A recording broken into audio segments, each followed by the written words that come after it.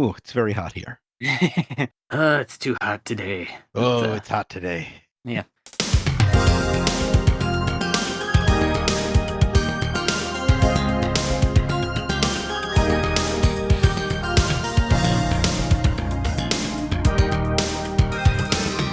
Even better than Mama, this is attempt number 195 of the Insert Credit Experiment, an ongoing endeavor to hold at least one intelligible discussion about video games. We'll get there someday. Every week, we assemble a panel of video game experts to achieve this goal over a series of topics afforded no more than 6 minutes under penalty of a horrible buzzer. I'm Alex Jaffe, and one of my probably unfair character design peeves is when you change the armor or accessories on a character, but their model doesn't change to reflect that. Oh, I'm Brandon Sheffield. Let's see, character creation peeves. I've been playing the Yakuza games for the last 2-3 years now, just playing the Yakuza whenever I can. And there's the hostess mode, and it bugs me when a game will be updated, but then they'll keep the fashion in like 2006. You know, you could put some new dresses on there. I mean, the stuff that they got in those games. Okay, so I guess ultimately what I would say is it bugs me when there's fashion in a game, but it is not fashionable to anybody. It was clear that in these Yakuza character creator hostess modes, they never consulted anybody about fashion, even in 2004 or whenever they did it. So yeah, that bugs me when there's earrings and necklaces and dresses and hairstyles and they all look bad and they all look like somebody who was forced to choose something came up with it. Well, we'll get back to that later. First, we have a guest filling in for Frank Cifaldi this week. Hi, I'm Lotte May again. Hi. I guess my character creation pet peeve is when they don't let you have pink hair. That's a personal affront. Yeah, it's inexcusable. 100%. You got a whole rainbow of colors there. Why not apply them? And joining us as our guest this week is the founder of the Femicom preservation movement, Rachel Weil, is here. Hello, thanks for having me. I guess my character designer pet peeve, this is a little specific to me, but I've got what they call bedroom eyes, big eyelids. I never see that representation in the character designers. I have one bedroom eye, so I sympathize. That's even harder to get right. Brandon, aren't the Yakuza games set in specific years though? Isn't there a timeline to Yakuza? There is, but they don't particularly follow it. The fashion in Yakuza 0, which takes place in the 80s, is exactly the same as the fashion in Yakuza 2 Kiwami, which takes place 20 years later. Oh, that's inexcusable. It is inexcusable. I mean, in the hostess mode, at least. Yeah, I'm Team Brandon now. So the way this usually proceeds is this is the point where I tell our guests that there was a secret rule that I didn't tell them about before the show, where I spend the entire duration of the episode secretly grading you all to try to determine which of you does the best job so that there is a definitive winner by the end of the episode. And your award for being our champion for the week is homework, in that you get to choose a topic for next week. Last week's winner was Brandon, but before we get to that, I'd like to ask everybody's thoughts on... Yeah, you won last week. Yeah. Did I know that? Yes, I announced it at the end of the episode and everything. Oops. You should be listening to these, Brandon, then you'd know. Son of a heck. Well, before we get to Brandon's question, because he's going to need a little time to think about it, I'd like to get everybody's thoughts on the current issue of the day, the Steam Deck that was just announced. What is it and why is it the way that it is? It's the way that it is because Valve is weird. That's true. That's true. They love doing exactly what you'd expect, which is also kind of the thing that you'd expect that they shouldn't do. Right. My favorite thing, and I felt a little dumb for not having thought of this myself, was when Michael McWhirter said, why didn't they call it the Gabe Boy? Nice.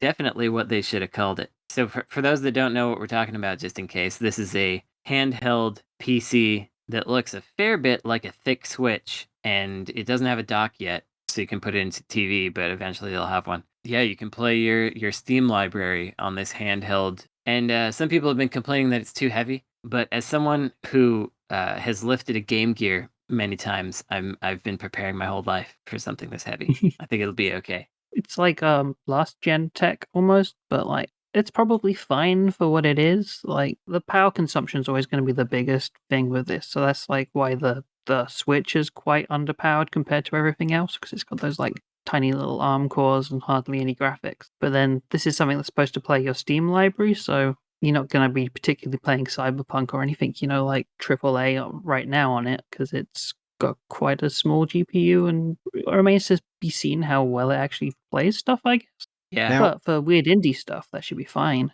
You Yeah. probably you put Cyberpunk on there, and the fans start to levitate it like a hovercraft. You could just push it around the room. How mad do you think the Elgato Stream Deck people are right now? They're probably a little mad. I did see someone say that they were enjoying their new Steam Deck, and it was a Stream Deck with 2 Wiimotes taped to the side of it. Nice. I guess that was the inevitable joke, and it did occur. Rachel, have you seen this thing? No, in fact, this is the first I've heard of it. I think if you imagine in your head what would Valve do if they made a handheld games console, like you already know everything you need to know about it, like none of it's surprising. I wouldn't have imagined the buttons being that high up on it. Eh, Weird button placement. Valve like doing weird controllers. Yeah. That's for true. I'm looking at this Steam controller over here. It's still new in box. I have never Nice. engaged with it. Do people like that thing? Is that something people like? I never used one. I couldn't get over how weird the big touchpads looked. Yeah, that seems right. Maybe that's how I will treat this thing as well. I'll just think about it and never touch it. I mean, maybe now's a good time to ask about, like, the ideal controller layout. Is that something we already achieved? Like, any attempt to reinvent the wheel at this point is just going to be a worse version of what we already got? It was the Saturn controller, and that's it. Yeah, that was it. Wavebird. That is strong. I really like the GameCube triggers. Even though they're not analog, they just have such a nice... Are they analog? Am I remembering wrong? I can't remember. But anyway, they're really satisfying. And I love how they fit in your fingers. They're big and chunky. Yeah. And the dial on the Wavebird is incredibly satisfying to just turn around and the little clunk, clunk, clunk. Mm-hmm. So it sounds like there is still room for weirdness in controller layouts, because the Wavebird certainly isn't the most default controller out there. Yeah, I think there's room. So maybe the right kind of weirdness still exists in the fringes of controller innovation. Yeah, give me some strange ones. There was that one controller, I don't remember which one it was.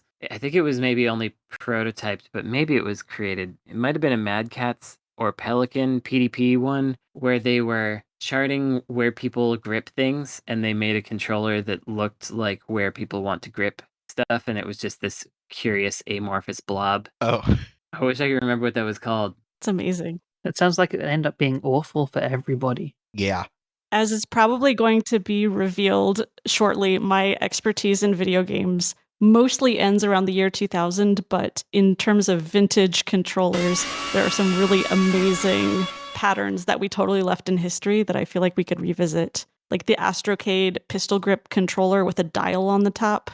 Weird. Cool. Brandon, do you have one for us yet, or are you still stewing? Oh, I'm stewing over here. Well, let's get into our areas of expertise here. Beyond simply making everything pink, not that we have any problems with pink here, how does femininity best express itself in video games? Wow, what a great question.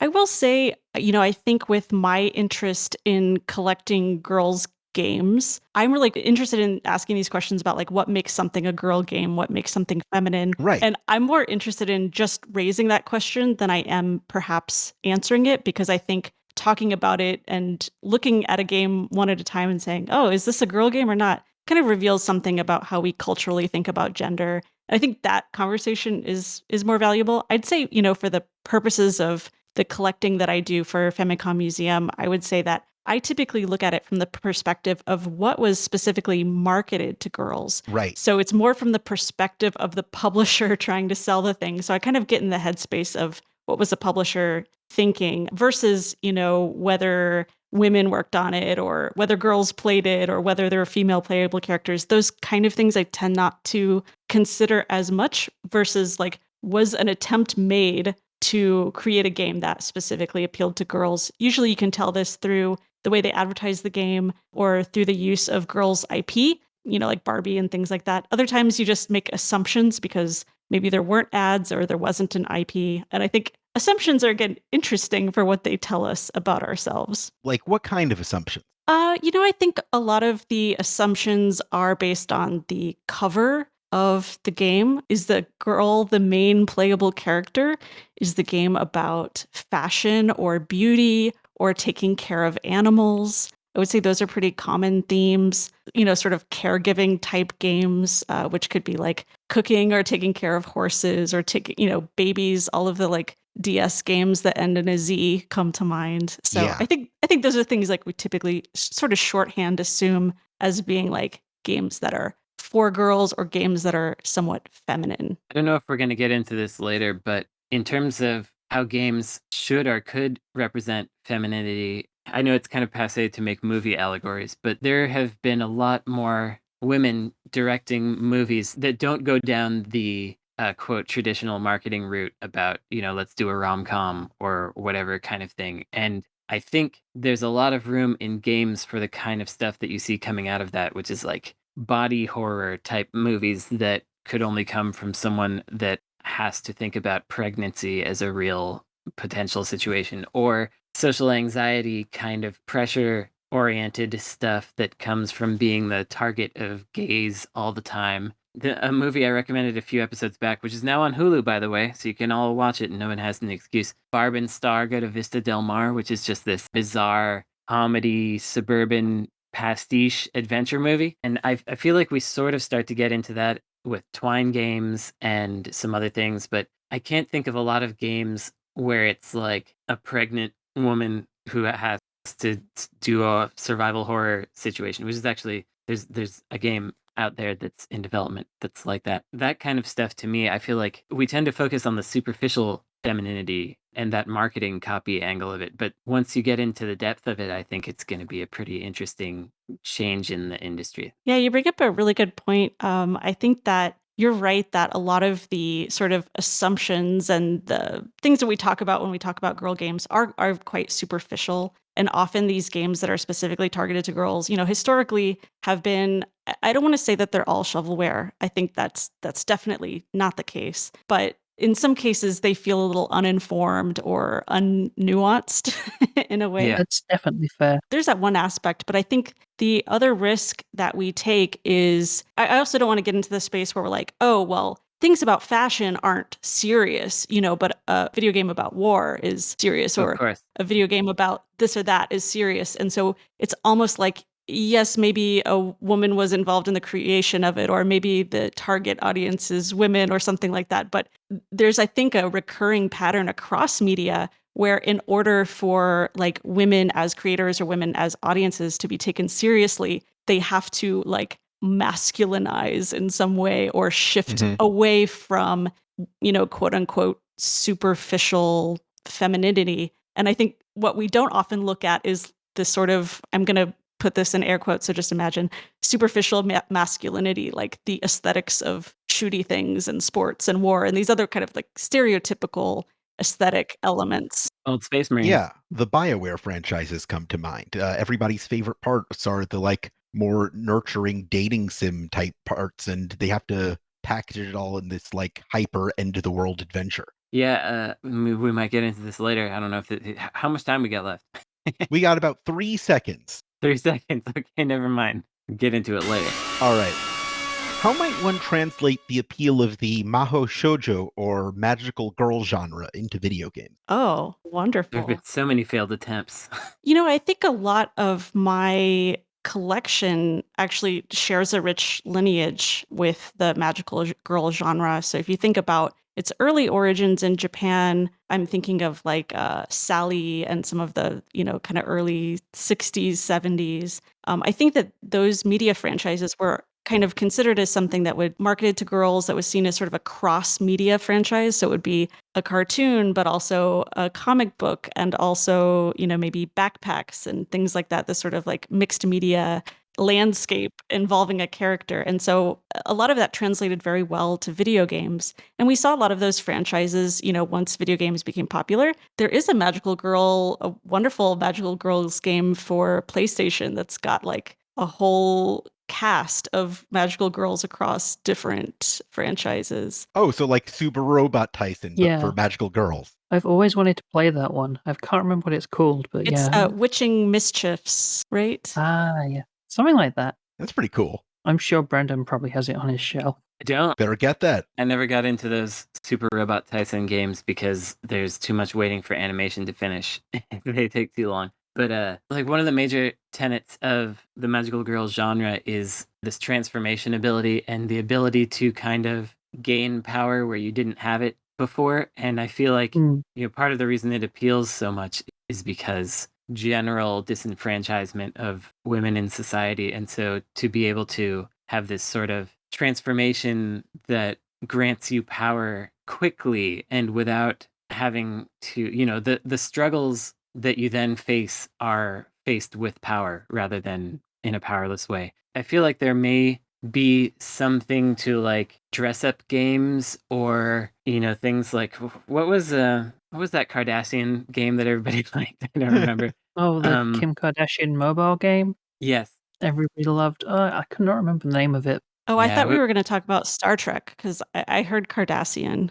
Oh, right. Yes. It's basically the same thing. Those kinds of games where you can empower yourself somehow or another, those also struck me as being in a similar-ish genre, except without fighting, if that makes sense. Yeah. Kim Kardashian Hollywood was the name, so don't kick yourself for forgetting it. Yeah, there it is. I think the main failure of the Magical Girl video game efforts is that none of them have successfully replicated the experience of running late for school while trying to eat breakfast. Running with toast in your mouth. I don't know. I think they all try to put that in there. But all the Sailor Moon games are just like mediocre beat 'em ups or mediocre side scrollers. There's the good Super Famicom fighting game made by Arc System Works. I will say that Pretty Soldier Sailor Moon was one of the most popular games at the barcade where I worked for 2 years because it's like one of the perfect fighting games to play while you're a little tipsy.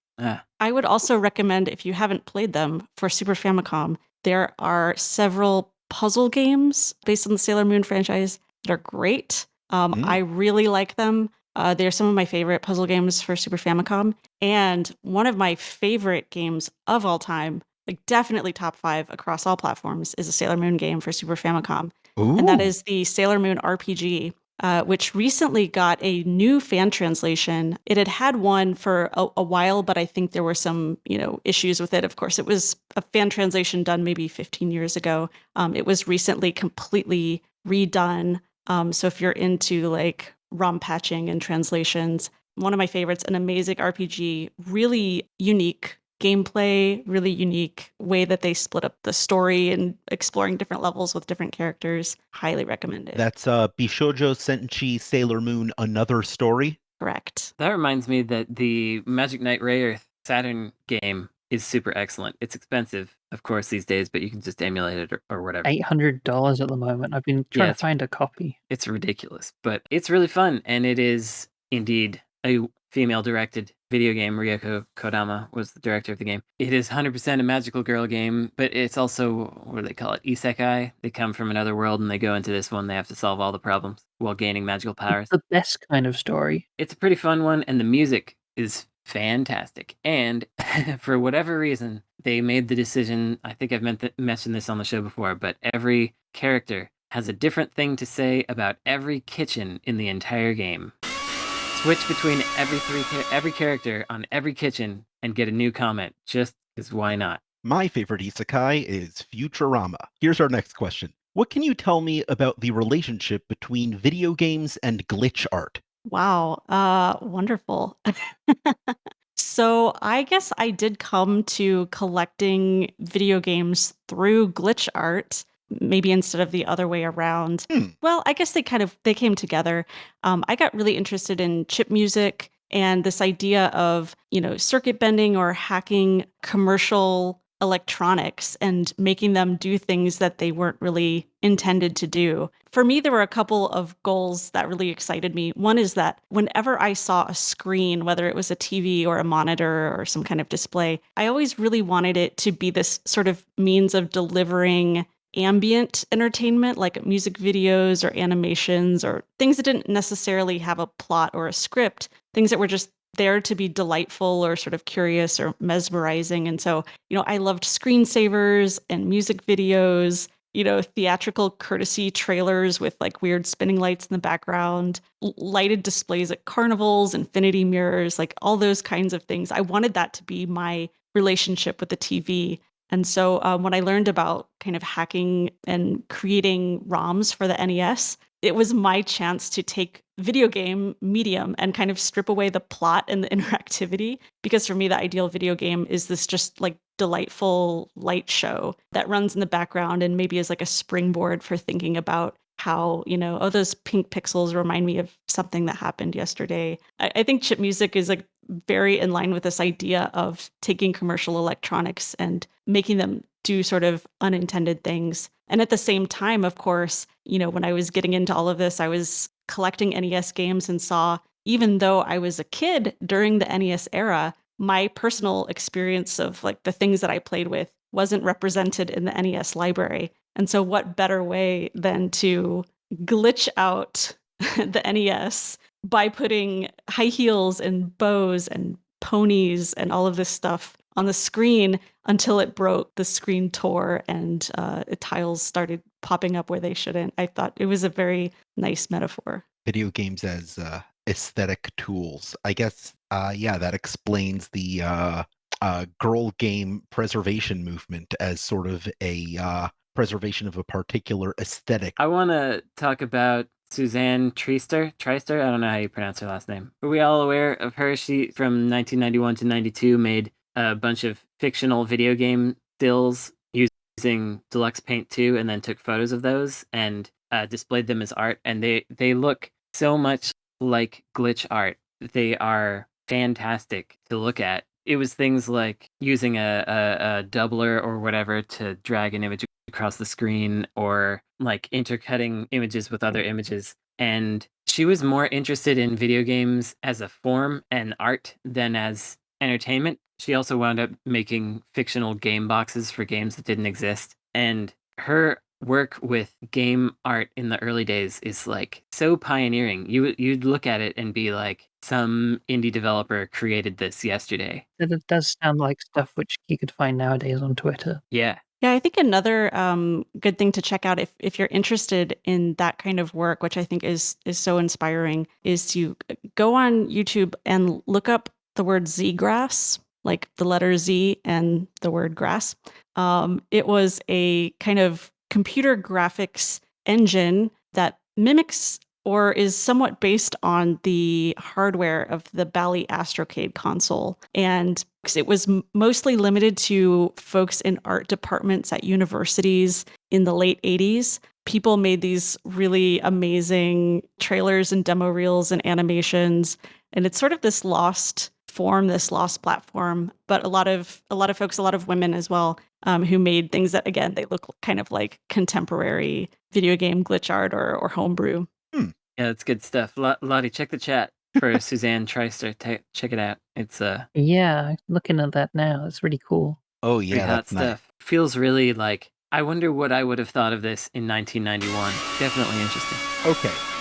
After you eliminate Nintendo, Sony, Microsoft, and Sega, who are history's top 5 console manufacturers? Well, NEC. That's number one, obviously. That's For number the one. TurboGrafx. NEC is number one. So let's just get that one out of the way. Okay, well, I'll give you that one. PC Engine, Super Graphics, PCFX. There's a lot going on with those ones. So who else do we have? I guess we have the 3DO company, which did the 3DO. We have Casio, who has done tons of stuff on top of the Loopy. We have Bandai with WonderSwan and tons of other things like the Playdia. Yeah, and whatever else. Pippin. Yeah. Who else do we have? We have Epoch with the cassette vision. Coleco, Mattel. Yeah. Atari. Do we not include Atari? Yeah. Bally. Atari as well. Tiger handhelds as well. Yeah. Okay. All right. We got to start ranking some of these. Yeah, let's get to ranking. Okay. Does everyone agree that NEC is number one? We don't have to. It could be Bandai. Why is NEC number one? Because the PC Engine rules. What makes the PC Engine so great, though? So the PC Engine was great because it was really easy to work on for developers, and the development environment was essentially a PC 98 or PC 88 computer, which was also made by NEC. And so people were very able to like slot their skills over. And so quite often you would have a game that looked better on the PC Engine than the Mega Drive or Super Nintendo because someone had like figured out some particular technique on their PC that transferred over. And it had a fast processor basically, for the time. Accessibility is a good argument. And it was so expandable. They expanded the RAM, they expanded to CD, and then the PCFX is a failure, but it's an interesting failure with its anime focus. I mean, counterpoint, the Casio Loopy had a built-in full-color sticker printer It's a good Yeah. point. Mhm. and a Casio sound engine inside. I think that at least makes it number 2. Yeah. Casio is up there because they also have a bunch of other small curious consoles. They even have an MSX. I don't know to what degree you Mhm. want to count MSX consoles, because a lot of companies had those. We also had the, PV-1000? That's right. That was the predecessor to the Loopies in a way. And it's not really, they weren't related though, so maybe it's unfair to call it a predecessor. But yeah, it had like Atari era stuff. They were in it for a long time.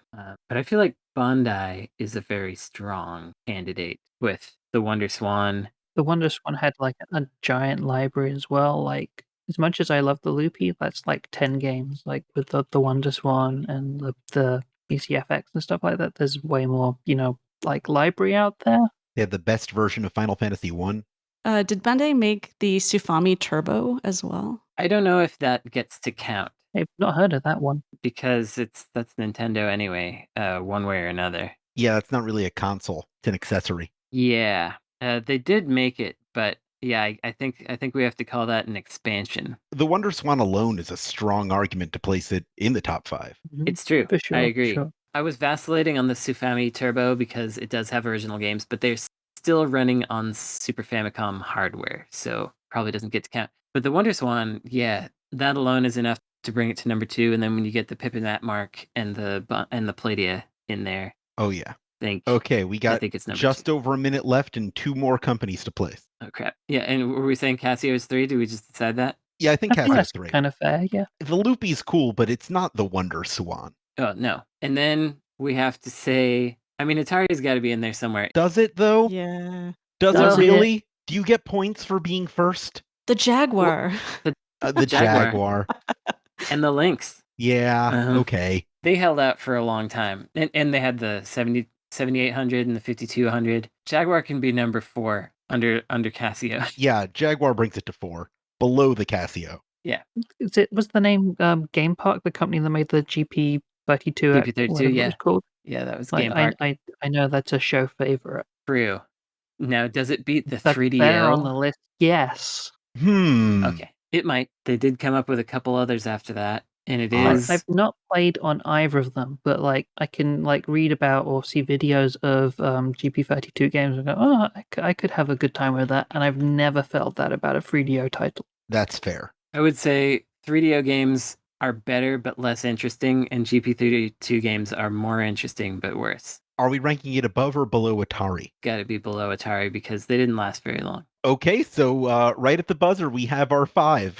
The Game Park, the Atari, the Casio, the Bandai, and the NEC companies are the ones joining the big 4 at the table for our discussion of the greatest consoles of all time, which we may have at some point in the future. Oh, I want to do it. I think that's a good ranking episode, ranking the best consoles of all time. We gotta do it at some point. It's going to be fun. But right now, we're going to take a break while Brandon quickly does the homework that he was supposed to get started doing last week. Oops.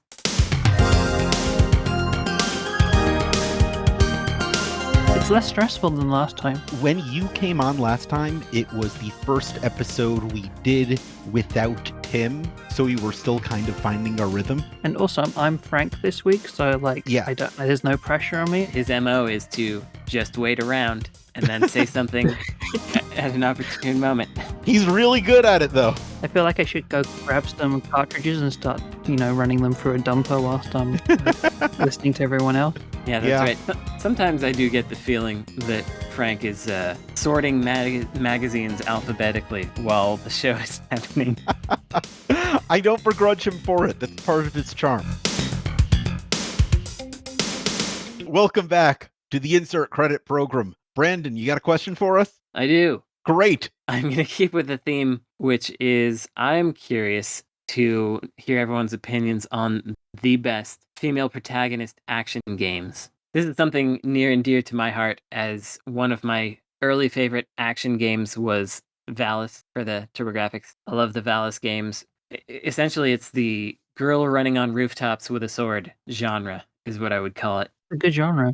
Ever since then, I've been trying to find other games like that, but of course we can extend into the current era and talk like Tomb Raider and whatever. So You got your Metroid. You got your Bayonetta. yeah, you got all those. You got your Thelostophus. Thelostophus. Anybody got any feelings about it? If not, I'll just talk forever. I do not know that one. Oh, The Last of Us. Oh, it's The Last of Us. That's just how we Oh. say it on the show. Oh, you're being smart. Oh, I get it. Well, Okay. smart with like 40 quotation marks on either end. Yeah. So I have a question. What makes someone a protagonist? I think you play as them. Primarily, I would Okay, say. so like an arcade game would have a protagonist that could be like a ship or something, for example, or the person in the ship. That's Is that right. fair? Yeah. Like arcade games can extend the protagonist metaphor. Sure. Yes. Your playable thing. Yeah, the Okay. thing you play as. Is it a woman thing? Okay, so no puzzle games that might. Yeah. Okay, I'm gonna We're stop talking getting on action. edge cases. Talking action. Barbie is not the protagonist of Barbie Fashion Designer because. It's true, but it's also not an action game, so it's already out. Mhm. Okay, so action games only. Yeah, so Barbie Fashion Designer would not count, but Barbie's Mermaid Adventure would count. Would count. Yes, correct. And what's that? Pony crystal beans, pony something. Crystal's ponytail. Yeah, Crystal's Is that ponytail. what you're counts. thinking of? That's what Crystal Beans is a terrible name for Dungeon Explorer on Super Famicom for some reason. They called it Crystal Beans. Anyway, I do really like, for what it's worth, there's a Miracle Girls platformer for Super Famicom that's quite good. Lost Word of Jenny for Famicom is another good one in terms of like action games that have female playable characters. what's good about them? Sell them to me, please. So the Miracle Girls is a very cute, I guess they're both cute games. Miracle Girls is a platformer that's based on an anime from the early to mid 90s. I believe the plot is that they're twin sisters and they both have ESP or some kind of magical powers, and you play through the platformer as both girls and you can switch between them and they have different abilities, kind of like Super Mario Brothers 2, where different playable characters have different abilities. It's just a very cute and colorful platformer. Lost Word of Jenny is a Famicom game that is based on the Jenny fashion doll franchise in Japan. So think Barbie, but in Japan. And she's part of kind of a wacky overworld adventure with, I think there's like spies, and there's like a level where you're running past cakes and all sorts of kind of unusual situations and unusual levels.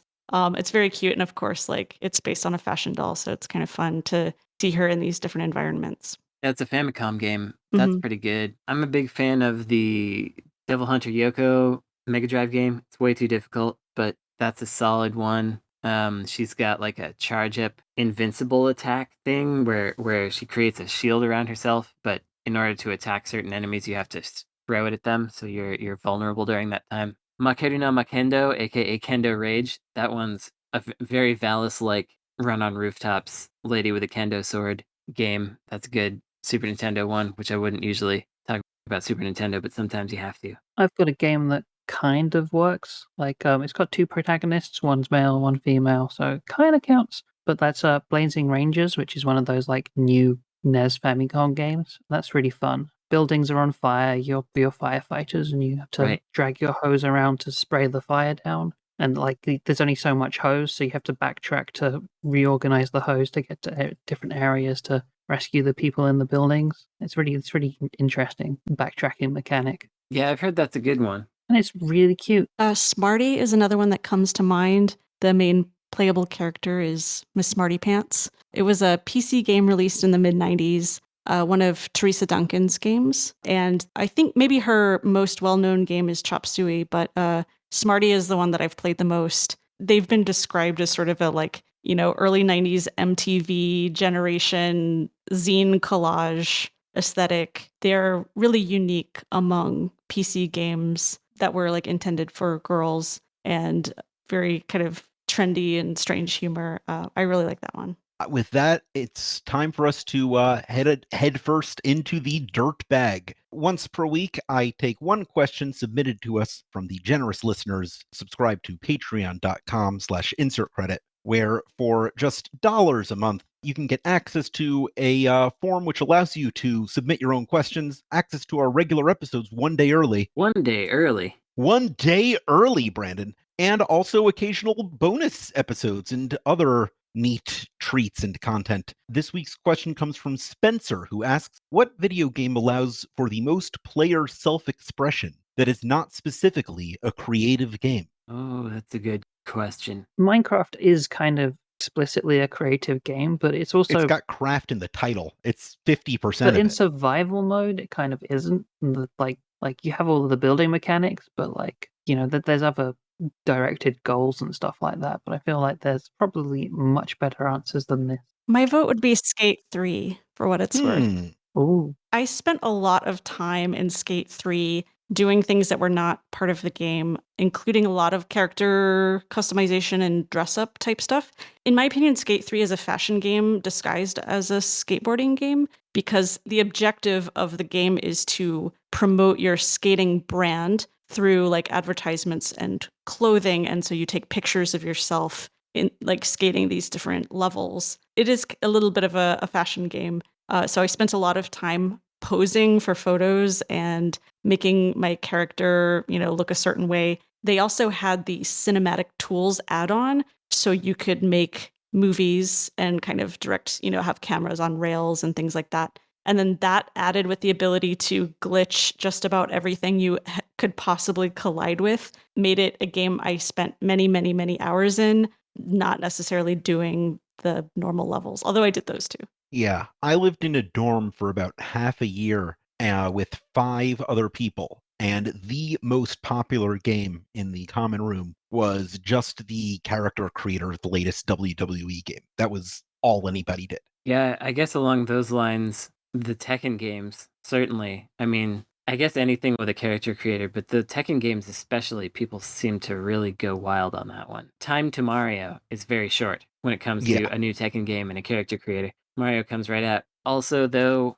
any of those kinds of Skyrim, Oblivion-ish kind of games where you can pick people's pockets and then stab them, or collect everybody's ears, or whatever kind of stupid nonsense, or you can just be gardening for a long time. Those games offer a lot of player expression in that play the game or ignore it or play around the game kind of way. I'm actually more interested in those games for those reasons than for the main game or narrative, I think. That reminds me of, say, GTA Online, where the biggest thing on the scene is like in-character roleplay that people do, which just totally wasn't in the mission statement of the game itself. And that there are people in roleplay servers that like run fashion brands and music record companies and stuff like that. It rules. That might be a really strong answer for this, because there's just so much creative stuff happening in those roleplay servers. Mm-hmm. Yeah, I wonder if that's almost cheating. Why? Because it's too good an answer, Brandon? Yeah, that's right. That's why it's cheating. Like, do MUDs count? Where everything is, it's not explicitly about creating, but everything has to come from your mind. I mean, I would say that they count just as an MMO would count. Like when we were talking about the skate character creator, I was just thinking of my time trying to play Final Fantasy XIV, and I could not get into the gameplay, but I could get into the, dressing my character up, and that was the only thing I cared about, was trying to get the damn maid dress in that game. And as soon as I got it, and I got all the pictures and spent ages going to all the pretty places, and then I was done with it. I didn't need to finish the storyline or be the warrior of light. I had a maid dress, and that's all I needed. I've heard about people doing stuff like, standing at a gate and taking tickets or whatever. Just like that's what their job is. They show up every day and they take tickets for going through this gate. I like that kind of nonsense and commitment to a bit. I want to see more of that in the world. Yeah, you love to see people wasting their lives. But maybe to them it's not. I mean, it probably is, but it might not be. Yeah. You love it when people fritter away the precious few hours they have upon this mortal realm. I mean, what else are you going to do with them? Let's be honest. Yeah, that makes sense. Fair enough. I'm hunting for pyrites for the 6th playthrough I'm doing of Nier. I have no right to talk here. Yeah, I agree with those lunar tears. Have you finally gotten a lunar tear, Jaffe? I got a lunar tear. Thank you very much. How long did it take?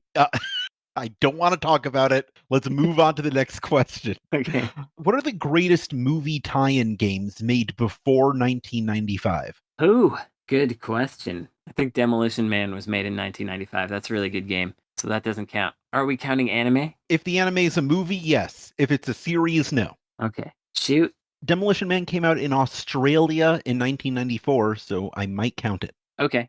Demolition Man's pretty good. Well, the Sega CD one. It is a side-scrolling action shooting thing that is Genesis one doesn't have the cutscenes. The Sega CD one just like puts cutscenes from the movie that contextualize it. Basically useless, but it's a pretty good game. A lot of actions you can do in it.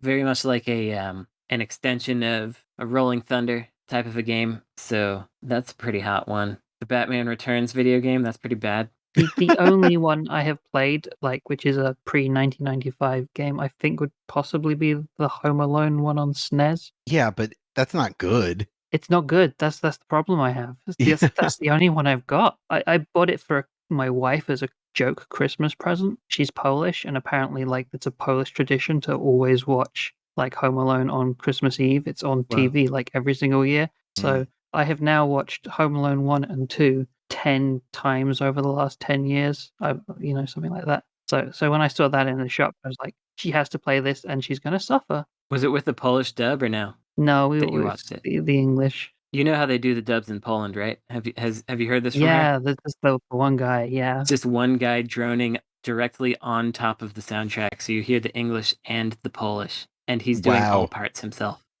It's pretty amazing if you watch clips of it. I was just going to say, someone brought up Batman. The NES game was pretty good. Oh, sure. I mean, it was pretty impressive for its time. Yeah. Was it one of the was it a movie tie-in one? Was it Batman or Batman Yeah, I think it's one Returns? based on the Michael Keaton Batman. Okay. The market was flooded with these things at a certain time, and they were by and large complete cash-ins. I like Alien 3 on the Genesis. I've mentioned it before. Very Recently. very recently. It's a very learnable game. Oh, shoot. You know what? Aladdin for Genesis. Oh. Yeah, it's a good one. I guess the Lion King game as well, because those two tend to go hand in hand. Did the Lion King game came out before 95? It did. It's 94. Ah, it's like December 94, so it just makes it. Nice.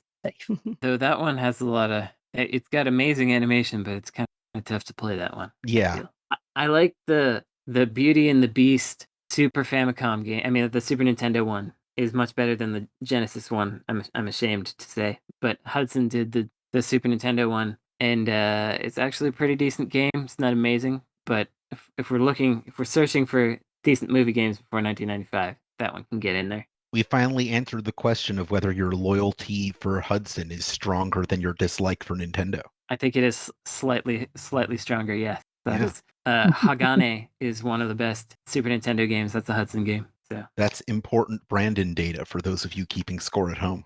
yeah, Hudson outweighs Nintendo. The absolute value of the negatives of Nintendo. Yeah, I would love to revisit this one with preparation so that we could actually rank all licensed movie games that we can possibly think Yeah, of. that would be a I good think one. That would be. I would love to prepare for this. Brent Porter on the Necrosoft Games team, he has played that Sega CD cliffhanger game a lot. That game, if you don't know, has a snowboarding sequence. It's not really snowboarding. You're actually just sliding down a mountain on a plank of wood, but it is impossible. It is like, I've watched a tool-assisted speed run of it, and even they are just barely outpacing like this avalanche that's coming behind you, because it's so, there's no way to not get hit by things as you're sliding down this mountain. And it's a very strong candidate for the worst. What about Konami's The Goonies? Yeah, that's a good one. That Friday the 13th game on the NES is pretty interesting. Oof. I don't love it. It's interesting. That's It's the right word interesting. for it. That is true. That's undeniable. Oh, The Little Mermaid for NES is actually Yeah. good. That's Capcom, not bad. you know, it's Mega Man underwater. Fester's Quest, based on the Addams Family, has really good music. Can we count the Addams Family pinball table? How old is that? I don't know. All right, I think we've reached the end of our rope on this one. Here is our next question. If you were creating a lookbook for designers of female game characters, what would you turn to as templates? How is this question working here? Break it down for me.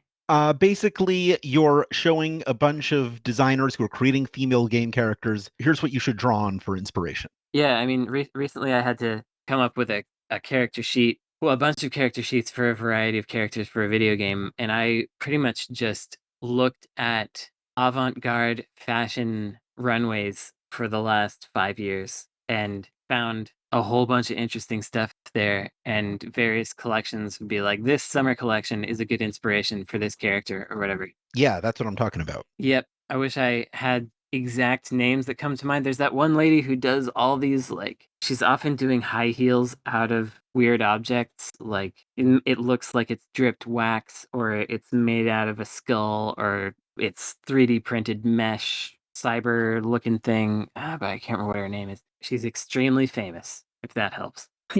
Madonna. It's Madonna. That's who I was thinking of. Paula Abdul. Jackpot. Sure, why not? I would reference, and I do reference actually when I'm working on games, some comic books that I've collected, especially some comic books from the 80s and 90s.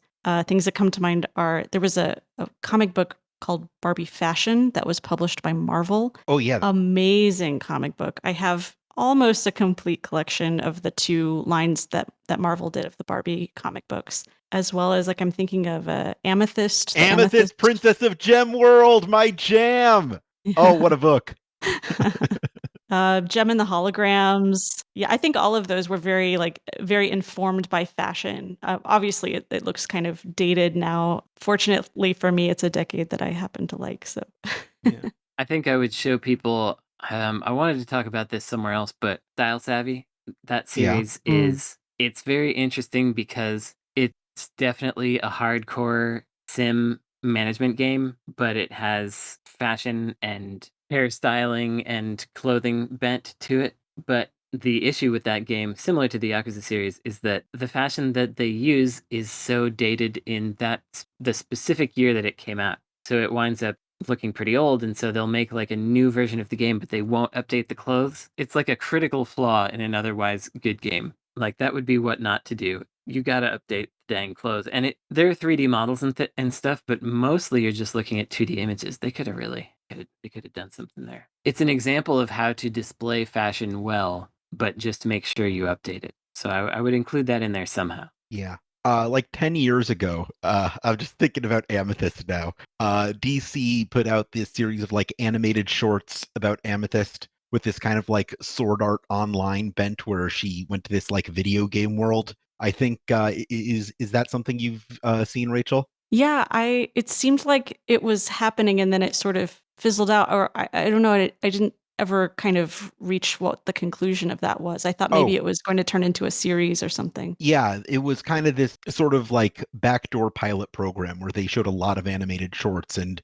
a couple of them turned into series like Teen Titans Go and what is now called DC Superhero Girls. But the weirder ones all kind of fizzled out. But you can still find it all online. It's pretty cool. I think you can't really show many other video games because most video games do fashion really poorly. Yeah. So you kind of have to look to real fashion, like Dolce and Gabbana and Gucci and stuff. Like, if you look at their actual fashion shows, that stuff is really, really good and a great source of inspiration for anyone who's trying to look at something new and different and just get an actual idea instead of just looking at Nomura trying to get out his surplus of Hot Topic ideas for the 50th time. Yeah, of course, the one exception to that being Final Fantasy X-2. Always go look to that for inspiration. It's the same as like with anything else. Video games is the reference for it. But like anything other than maybe gameplay is pretty much always a bad idea.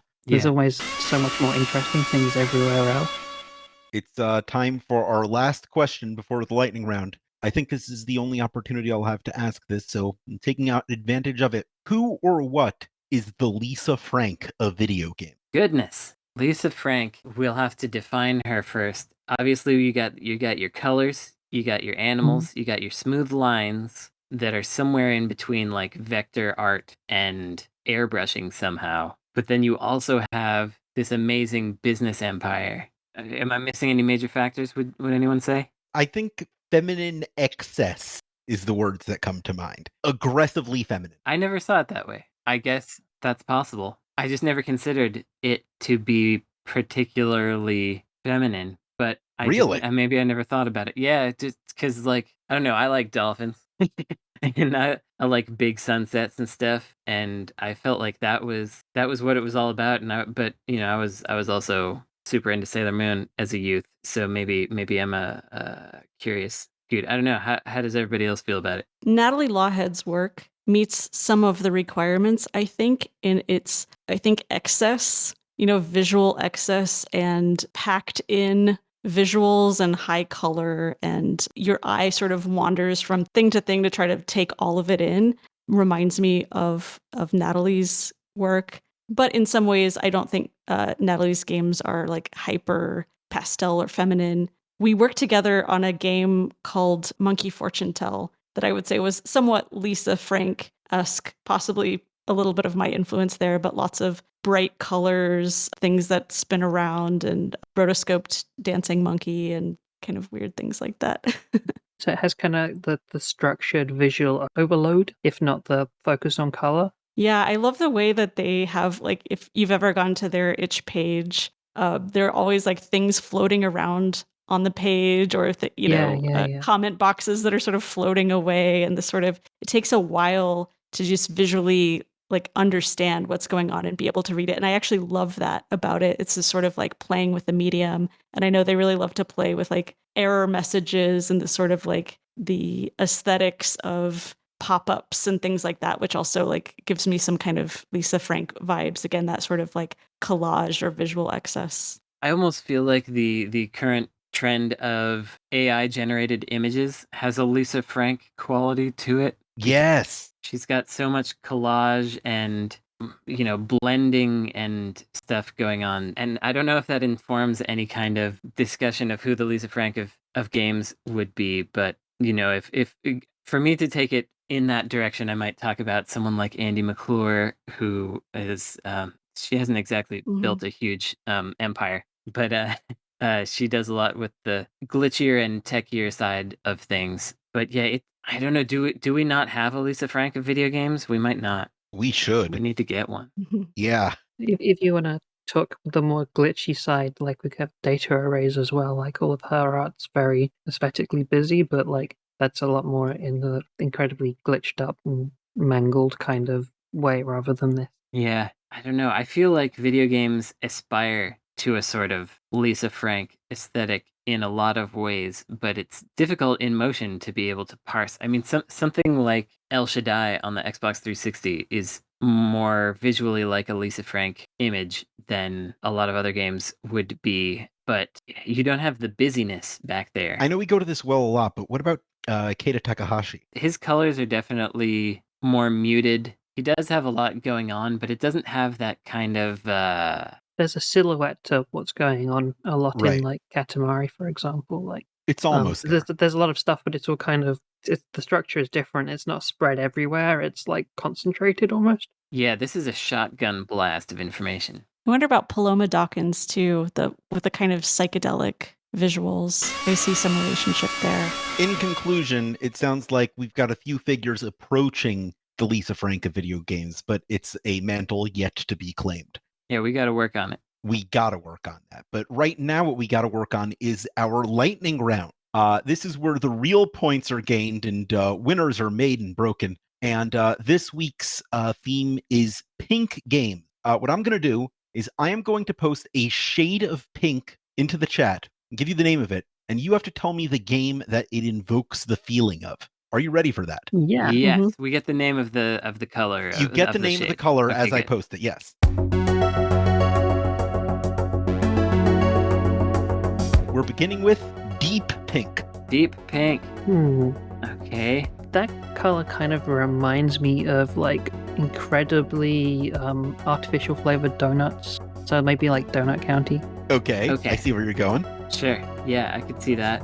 That color has a flavor. You had me going toward like an Adventure Time game or a Simpsons Hit and Run sort of a thing, but I think Donut County is probably good. But there's sort of like a toxicity to this color, I feel. Same with Donut County. This looks exactly like the color of the box art of Barbie for DOS. Oh, yeah. All right. That's pretty good. All right. Okay. Champagne pink. Is that even pink? It's champagne pink. Very, very, very lightly saturated one. Yeah. So this is something which is trying to do color, but not really. It's like when you're painting a wall and you want it to be a color, but you know you have to paint it white because that's the rules. So something kind of blandish. It's almost reminding me of one of those games where like there's no color and you have to bring color back to the world, like Flower, or let's say it's Flower. I'm sorry, I'm gonna have another obscure answer here, but this reminds me of the the handheld horoscope series from Bandai called Herpit, which came in very pale pink shades, shaped like a heart, little handheld game, and it was a horoscope and love compatibility meets Game & Watch. I'm looking at it here, and yeah, that's about right. Let's do that one. Yeah, all right. You're nailing this so far. Our next one is Tango Pink. Tango Pink immediately made me think of Princess Debut for the Nintendo DS, because you have to dance with potential suitors in order to decide who is best suitable for you. And I don't know if you can do the tango in that game. I think it's mostly waltzes, but you know, that one seems right to me. Sure, why not? All right, Brandon gets this one then. Silver Pink. Silver Pink.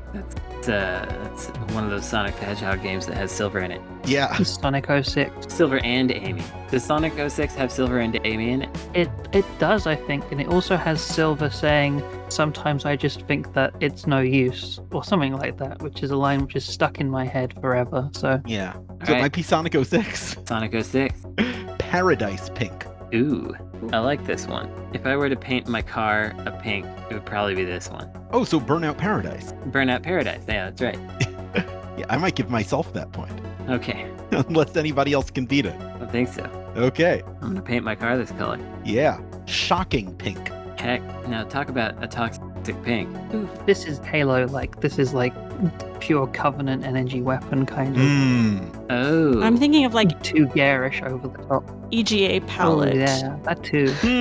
Yeah. That's a good direction as well. Okay, what do you got? Oh gosh. Yeah, that's the trouble, isn't it? This is like me playing Jumpman on my IBM clone as a kid. I like that answer. Yeah, that's pretty good, actually. I might take that one. Was there an EGA Jazz Jackrabbit? I don't think so. But Jazz Jackrabbit is a good answer for this. Yeah, I might have to give that point to Brandon. Okay. Steel Pink. What pink? Steel Pink. Steel Pink. Steel Princess on the 3DS. Casio is the My Seal computer. Oh, yeah. But this is... Wait, it's Steel, right? Not Seal? Steel. S-T-E-E-L. Oh, I heard Seal, which doesn't make sense, but neither does Steel. No, it doesn't. Neither of them make sense. Neither does pink. This is getting dangerously into purple violet-y tones. It's still within the realms of pink. You know what? This is like Hannah Montana pink, IMO. Oh, yeah. Is there a Hannah Montana... There's a gotta whole be a Hannah Montana PSP. Oh, there you go. Yeah. Okay. Yeah. There's a Game Boy Color game. There's a lot of Hannah Montanas out there. Bubblegum Pink. This doesn't look like bubblegum pink to me, I gotta say. You've seen a lot of vibrant pinks in the last few minutes, so that might be what's going on here. This looks exactly the shade that the Hello Kitty Game Boy Color is. Oh. Absolutely. Especially when they start to sun fade. Yeah, that's it. The Hello Sun Kitty faded game. Hello Kitty is this one. I'm taking that one. Yep. Okay. Your penultimate pink is Pink Lavender. Oh, Lavender. Lavender. Lavendink. I keep trying to pitch the Loopy as a lavender console. Nobody wants to go for it. This is exactly a lighter shade of the Casio Loopy. Also matches some of the Loopy's modems and girls' word processor units. The light. Yeah, they light love purple. lavender over there. They were into it. Mm-hmm. But that's not a game. So wasn't there like a loopy looking organizer with a game in it thing that they did? Oh, there were many of them. But there's like Plets. There's the Super Picky Talk, which is a hamster. Didn't someone mention hamster games earlier? Lottie did, yeah. I love hamster games. That's got to be it. And our last pink is just plain old regular pink. Standard issue factory pink. Huh, that's what regular That's pink what pink is? looks like. Mm-hmm. Super Princess Peach. I was literally about to say that. We haven't had a Princess Peach game yet, and that's her. I mean, guys, you're wrong. It's Kirby's Dream Land. It is. Yeah. It is a pretty Kirby-ish pink. It might be Kerbert. Yeah, it's Kirby or enthusiasm, all right. Rachel, you are our winner this episode. Congratulations. Wow. Yeah. What did I win? You won the obligation of coming up with a question for next week's episode, and I'll Amazing. contact you about that sometime over the next week. I'm honored. This is the point of the show where if you have anything to plug to direct our audience towards things you've worked very hard on, you can do that, or you can just give general recommendations to people for ways to occupy their time between the release of this episode and the next. Yes, usually I have recommendations, and today I have nothing. I have nothing to recommend. So I recommend that you enjoy your time in your life. Try to get out there in the world and see what you can see. I hope you're all vaccinated. The end. I've got some recommendations. I've been rewatching Turn A Gundam recently, and it's Ooh. really, really good still. There's some really nice Blu-ray releases that just came out. It's got moon dolphins in it, and if that doesn't make you want to watch it, like, I don't know what will. Also, the new Godzilla anime on Netflix is like pretty good. I enjoyed that a lot. So, like, if Shin Godzilla was like, what if Godzilla was like directed by the Evangelion guy? Singular point is, what if Godzilla was Evangelion fan fiction? It's very, very similar to that like tone. Pretty cool. I've been watching 8th MS Team myself. Ooh, nice. That's a good one. As for me, if you're interested in the history of girls' video games and the stuff we've been talking about today, definitely invite you to check out femicom.org. So it's like Famicom, but with an E instead of an A. Very clever. And I'm also on Twitter, Famicom Museum, and probably some other places around the world. Love to talk about these games, so feel free to reach out. And I'll also recommend, if you're looking for a girly game that maybe you haven't played, a little like hidden gem, I'm going to recommend Pop Cutie for Nintendo DS. It's a fashion sim, so if you liked Style Savvy but want something maybe a little faster paced, a little more wacky, and still not a rare game, not hard to come by, definitely recommend checking out Pop Cutie. I'm gonna have to find Pop Cutie. That looks pretty good, and I was completely unaware I just of it. Googled it as well. You can also find there's a Pop Cutie. I made a bot on Twitter that tweets random dialogue from Pop Cutie. It has kind of a wacky dialogue system, and it's based on kind of like Japanese sort of like Harajuku style street fashion, but like much, much faster paced than Style Savvy. And it's kind of got like an isometric pixel art style that I think is really unique and fun. I've got some recommendations.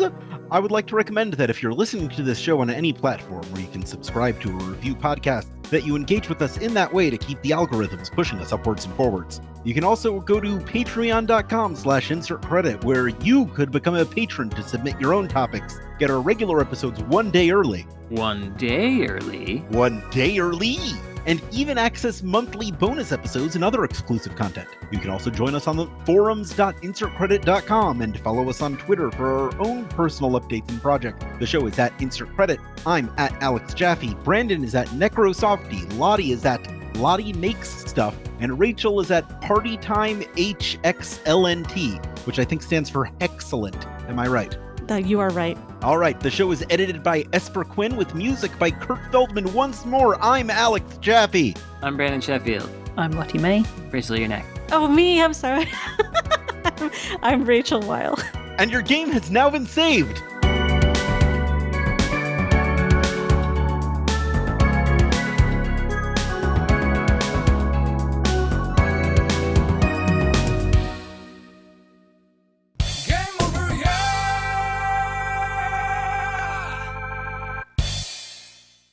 What should we export it as? Wave. Wave is best, but MP3 works. WAV. Okay, cool. I can do that. It's like a wave, it's like a wave.